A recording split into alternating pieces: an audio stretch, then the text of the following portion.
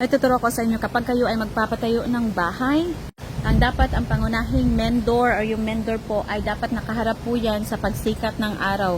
Ibig sabihin nakaharap siya sa east o sa silangan. Ang kusina ay ipatayo siya sa bahaging silangan ng bahay. Huwag ipatayo ang banyo o CR malapit sa kusina. Hindi dapat din magkaharap ang mga pintuan or pintuan mo at pintuan ng inyong kapitbahay.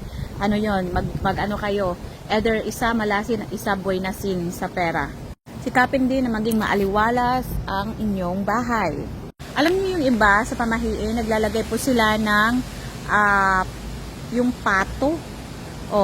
Kasi kung maglagay ka ng barya, inggit po. Every time na may aakyat sa iyong pera o biyaya sa iyong buhay, kainggitan ka ng kapwa mo or lalo-lalo yung neighborhood mo. So yung iba naglalagay ng lumot at saka yung pinapaduguan nila ng pato or yung bibi ba. Tapos pinakamaganda, isang mata, isang bibig, pangamay, at saka kapinansyel ang inyong ilagay, cotton balls, at saka orchids.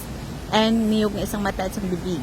Kung gusto mo anti-inggit lahat, baunan mo ng pundasyon mo, bawat pundasyon mo ng sili at asin ang bahay mo. Or kung gusto mo maging matalino lahat ng buong pamilya ninyo nakatira dyan, baunan mo ang gitna or sa pundasyon mo ng itatayo mong bahay ng lumang libro or dictionary.